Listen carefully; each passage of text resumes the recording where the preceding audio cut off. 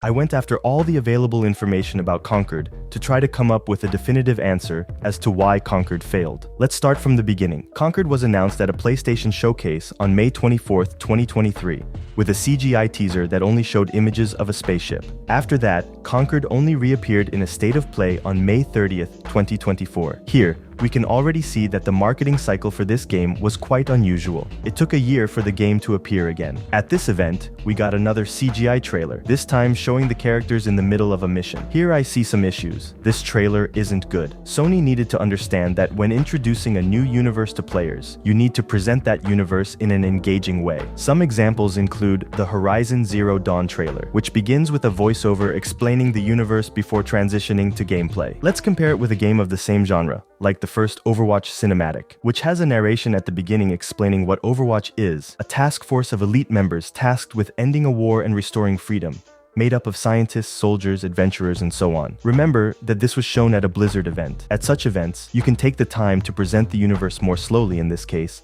with narration. After that, it transitions to two kids in a museum. One of the kids mentions the first hero introduced to us, Tracer, with a small scene of her in action. Then he sees Doomfist's gauntlet and gets excited. This excitement from the child also transfers to us, but the older child says that Overwatch is over. Then everything starts to shake. A gorilla falls from the sky, along with a purple woman, and they begin to fight. The gorilla immediately starts protecting the kids, so we know he's on the good side. Out of nowhere, a guy wrapped in shadows with a skull face and two shotguns appears. Then it cuts to the purple woman, and we see that her goal is Doomfist's gauntlet. Tracer appears and starts fighting. She mentions that the gorilla's name is Winston. At this point, we've understood the situation. The heroes are Winston and Tracer, while the villains are the purple woman and the skull-faced guy.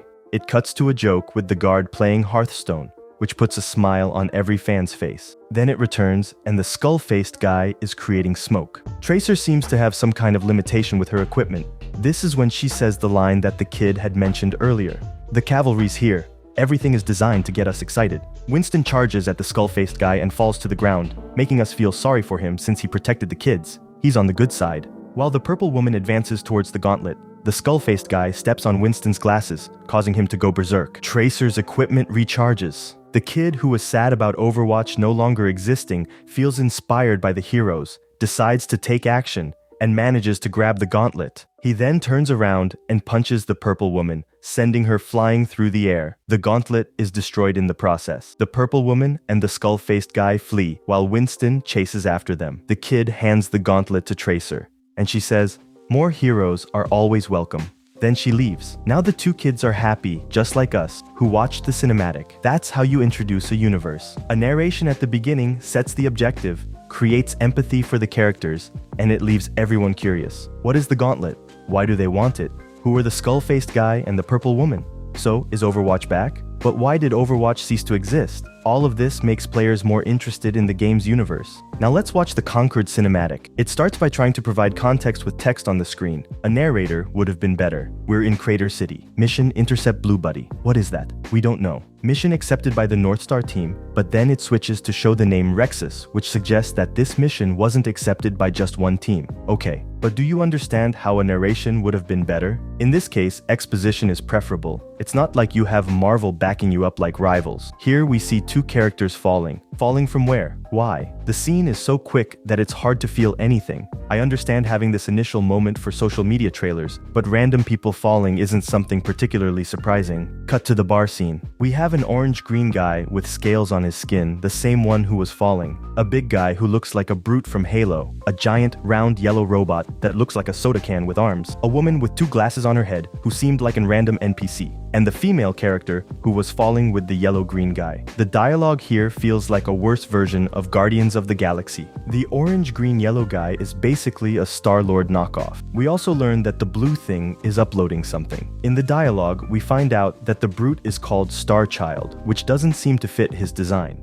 There's a joke about the big guy trying to get some sauce, but it doesn't work. The scene cut to a TV saying that the guild is after the Free Gunner's suspected fugitive. Our Star-Lord laughs because it's him on the TV. We find out that the woman's name is Hamar and she wants to leave. Then a bunch of armed people surround them and capture the robot that was uploading something. What's this robot for? I don't know. Uploading what? Where to? I don't know. But it must be the Blue Buddy. It's something that some character should have mentioned. See how we lack context for everything? Especially when by this point in the other trailer, we already knew what Overwatch was? They were surrounded, but the girl manages to throw the pepper up and the guy manages to shoot the pepper. Where are the people who were surrounding them? Did no one want to shoot? Seriously, did everyone just stand around waiting for the guy to spin his gun twice and shoot the pepper before even thinking of shooting him? That reminds me of that scene from Boba Fett where the guy spins before shooting. Coincidentally, the pepper lands on a character, causing her to be unable to shoot, but the others miss their shots as well. So it's everyone a stormtrooper now. The guy manages to dodge a table being thrown at him, but can't hit a single shot. The sniper girl appears. Apparently, she wasn't just a background character. She has 2 prosthetic legs that allow her to jump high. In the air, she can hit her shots, but on the ground, the sniper falls behind and tells them to meet her at the rendezvous point. Hamar gets shot in the leg. The brute shows up and protects her. The enemies start using shields. Hamar pulls out what looks like a metal ball and starts heating it up. She jumps using firepower and throws the ball, which burns everything in its path, but in the end, it only damages the environment. She's the most interesting character so far. Star-Lord continues acting like Star-Lord, while Starchild and the giant soda don't say anything. Star-Lord shoots the woman's hand, she drops the item. Hamar asks one-off, the giant soda can, to pull the item. Then we get the robot's first line, which is a pretty Marvel-like joke. I'm developing a taste for destruction. He throws a grenade and takes out the enemies, which is the most effective action so far. The wooden structure they were on suddenly collapses, leading to that scene where everyone is hanging. Then, one character says they don't want to die, and so on. The cliché. Hamar says she's going to take them to the meeting point and let go of his hand. There's a mini argument with one-off saying they should stay together, and Starchild not wanting because he's not crazy. It's the only decent dialogue. What's most bizarre is that one-off says they're back before they even appear through the fog. There's no tension at all. Hamar quotes, "Almost dying is the best way not to die," which was said by our Star-Lord Light at the beginning.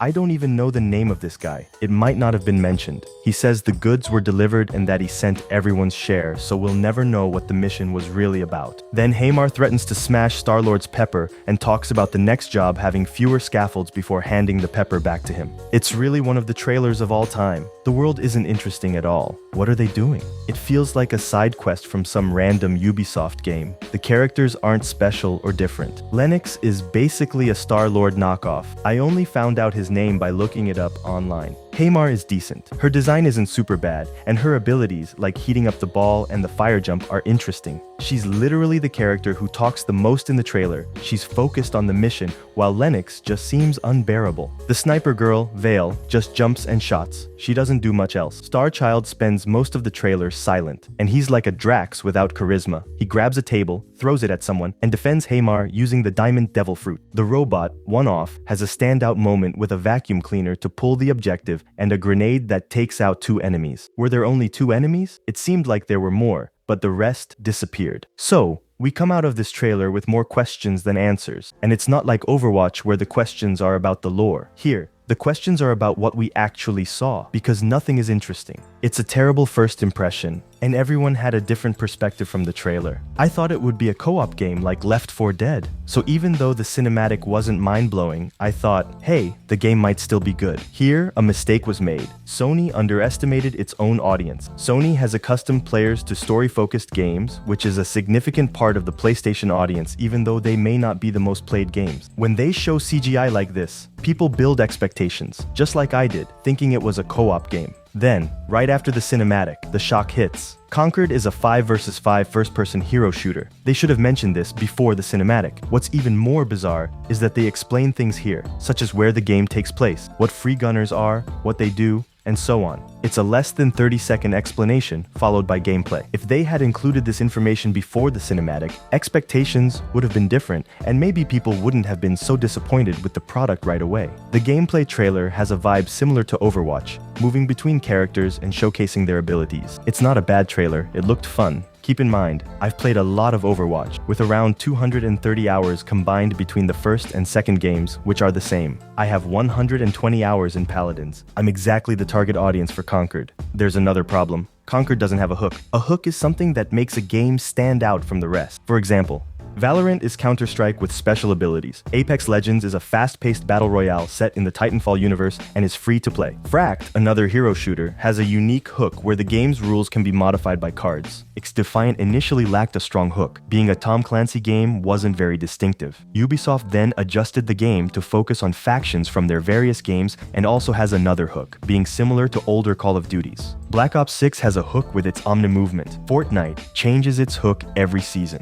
Overall, every game has a hook. Developers should ideally consider this in the early stages of development to ensure they know what will make their game stand out. Marvel Rivals is a great example. People say hero shooters are dead, yet everyone is excited for its release. They took Overwatch, comic book designs, exaggerated them, made it very stylish, changed the camera perspective, and added Marvel. I'd argue that even without Marvel, the art style alone would still attract attention, or at least more than Concord. So, repeating, Concord lacks a hook. After the gameplay, when the developers talk about the game, the description is so basic that if you remove the gameplay from the background, it could easily be mistaken for Overwatch or any other hero shooter. In reality, there is a hook, or at least they treat it like one. Every week when you log in, there will be a cutscene revealing more about the characters and the world. However, I came out of the cinematic with zero interest in the characters, and I wasn't the only one. In other words, this hook holds no value for me or anyone else. The cinematic and gameplay were shown on May 30th, 2024. They announced a beta for July,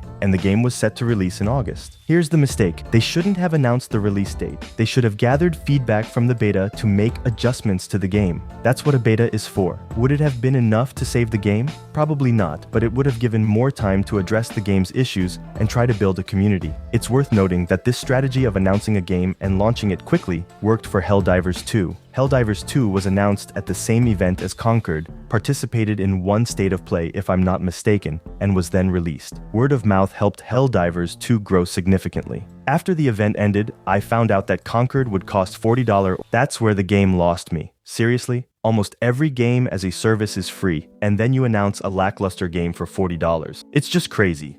On July 15th, 3 days before the beta, they published 2 cutscenes. Episode 0, a CGI that seems like a random sitcom episode but is supposedly a significant event, the day the characters from the first cinematic became free gunners. However, it's still very bizarre how they didn't bother to explain each character's backstory. So, we're witnessing a major milestone in their lives without any personal connection. Episode 1 shows some people discussing the origins of free gunners, but it's just poorly executed exposition. On the beta release, there was another cutscene with jokes, featuring that Marvel-style humor where everyone talks in a quirky way. Here, it doesn't work because the characters aren't funny. This was all that was published before the beta. I was one of the few people on the planet who played the Concord beta on Steam, and so were 3 other friends of mine. I left the beta quite disappointed. The game's performance was awful for me and another friend. I don't understand why. I talked to other players who had weaker computers and they ran the game fine. It varied depending on the match. Some were at 80 FPS, while others were between 40-50 FPS. Most matches were like this, which was a shame. I tried adjusting settings in every way possible, but it didn't help. Performance remained poor. I even tried using frame generation, hoping it would improve, but spoiler, it didn't. I know it adds latency, but I wanted to test. The beta had a major issue. If a player left, no one would fill their spot, meaning if someone left, it was over. Many players would leave, and it wasn't worth continuing that match. On top of that, Concord doesn't have ultimates, so there aren't many turning points in the match. The team that starts winning is likely to continue winning, making it hard to turn the game around. This led to many matches not reaching the end. The map design also seemed quite poor. The maps are very large, lack detail, and feel like they only have giant walls with some covers. It was often tedious running around trying to find players. To improve, either the map size should be reduced, or the game should increase to a 6v6 or 7v7. At least shots appeared on the minimap. Honestly, the maps didn't give the impression of being real places within the game's world. For a game that aims to focus on the story, I expected the environment to be at least interesting, but that wasn't the case here. I'm not sure if I can explain it well, but it felt very artificial. Another thing I missed was health regeneration. After every gunfight, I had to run to a health pickup. Otherwise, I had to play as a character with healing abilities. The division between classes in the game was confusing. It was hard to tell which characters were healers, and people didn't seem to care much about healing others. There was also the issue of not having automatic matchmaking after finishing a match. The game had a side dash feature, but I didn't see anyone using it, likely due to the lack of a tutorial in the beta. I didn't explore the hero variants, as they seemed too complex, and the differences were so minimal that I didn't have the patience. The game modes didn't offer anything different. Overall, I played 3 hours and 22 minutes of the beta. I tested all 16 characters and didn't like most of them. Actually, I liked 2 characters, Hamar and Itzy. Hamar, her weapon fires a ball that explodes, and since almost all characters have movement-focused abilities, having damage in area was very useful. Playing as her, I felt more of a movement shooter vibe rather than a hero shooter, as the abilities didn't make much of a difference, and there were no ultimates. Her basic shot became the strongest attack. She also had a jump that functioned like a jetpack, which helped with mobility. The other character, Itzy, every time I selected, she did a cringe dance. Come on, let's go! And I started to absolutely hate her personality. However, she was the most fun character to play. She had an SMG, which was decent. Her best ability was a teleport. You throw a ball that bounces around the map, and by pressing the button again, you teleport directly to it. This allowed for some really interesting plays. She also had another ability where you shoot an enemy and make your own shots stronger. But her SMG already felt so strong that I barely used this ability. I left the beta disappointed, and most of my friends didn't like it either. They played for less than 2 hours and all dropped it, showing no interest in the game. I wanted to test the final version, and even contacted Sony to request a copy, but they didn't respond. If the game had been free, I would have given it another shot, as I like testing games, even those I found lacking. I always come back to see if they've improved. However, most consumers won't do that. Overall, the beta was a massive failure, but people say that if Concord were free, it might have succeeded. Unfortunately, we've already seen what happened with Concord being free, a peak of 2,500 players on Steam. People didn't even give the game a chance. Everything was very confusing. We had a beta with no character trailers, a flop beta that wasn't good, and only a month left before the game's release. The game should have been delayed to gather feedback, but it wasn't. The beta ended on the 21st of July. On the 25th of July, there was a trailer with 2D animation. The funny thing is that the art style of the characters actually fits the 2D animation better than the 3D in the game. And again, there was no story about the characters, just a random mission, another side quest. On July 26th, Sony started releasing the character trailers. Seriously? After the beta? But the trailers also didn't show any character backstory. They only showcased the abilities that people had already seen in the beta. These trailers were released over time until the game's launch, averaging around 30,000 views, but the comments were full of hatred. I think I understand what they were trying to do. The idea was to gradually reveal the story, but that's not how it works. In a hero shooter, people need to like the characters. Blizzard was brilliant with Overwatch. They created a backstory before the events of the game and planned for the future. Concord seems to have only planned for the future. It's as if no one has a backstory, which makes everything even less engaging. Moreover, every trailer just shows the characters doing side quests. Another 2D animation was released on August 6th, again featuring a random mission. On August 13th, another one was released. I see a lot of people saying the devs shouldn't have followed Overwatch, especially since that game was in development for 8 years. I wish they had followed Overwatch. If they had done a proper study, they would see that Overwatch is excellent at character introduction. Not just Overwatch, but Apex Legends, MiHoYo's games, and even COD operators are better presented. They only needed to watch one trailer from these games to understand. The structure of all the shorts is the same, a mission about some MacGuffin. It's boring, and the universe feels very dull. If the characters had interesting backstories, even with poor design, the game might not have flopped so badly. It's not just the design, the characters are essentially empty shells. There's another video they put out called Concord, Launch, and the Adventure Ahead. In this one, the developers talk about their ideas for the game, which we haven't heard much about since the first cinematic. The devs' explanation says a lot. They wanted every character to be viable, so they were aiming for more of a Call of Duty style game rather than a hero shooter. The idea of having character variants came from deck building games, which is a really bad idea. In fact, it's something Fortnite does in Save the World, and it's terrible there too. They mentioned that even healers are viable as damage. This ties into the problem I mentioned. Healers who don't heal, and a game without healing regeneration means you're constantly running around looking for health after a gunfight. There are a lot of poor decisions here. I'm really curious about the development history of this game. I suspect those 8 years were pretty rough. After that, there was a trailer featuring YouTubers and streamers reacting to things from the beta. A lot of people seemed really excited. There was also a trailer showcasing features that would be available in the PC version. And finally, the launch trailer. After the release, the game reached a peak of 697 players on Steam. Unfortunately, we don't have data on the peak number of players on PSN. GameDiscover.co estimated that Concord sold 25,000 units, 10,000 on Steam and 15,000 on PlayStation. If you calculate the game's value and subtract Steam's 30% cut, it barely amounts to $1 million. The development of the game is estimated to have cost over $100 million.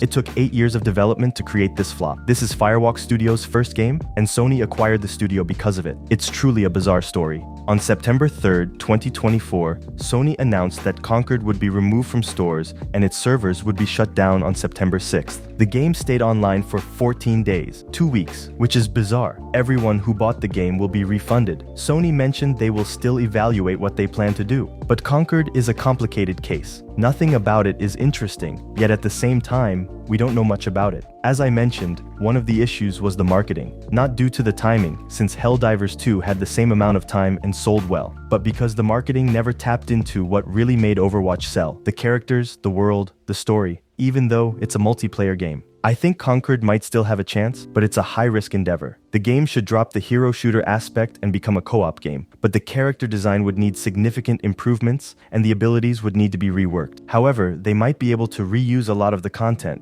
only time will tell. I can't believe anyone would spend 8 years creating a boring universe with uninteresting characters. There must be something there. After all, there were people who believed in this project even before Sony bought the studio. So, a summary: terrible marketing, they didn't know how to sell the characters in the world, horrible character design, bad design overall. The gameplay is too simplistic, no hook, it doesn't innovate at all, and on top of that, it costs $40 in a market where most games as a service are free. But this story isn't over yet, as we'll have the Concord episode in the Secret Level series that Amazon is producing. Please let it not be just another random mission. If it is, I'm going to lose my mind. So that's it, folks. I hope you enjoyed this video. It took a lot of work to make. Leave a like and subscribe to the channel for more videos. I'm the clone of Skyper's voice, and I'll see you in the next video. Bye.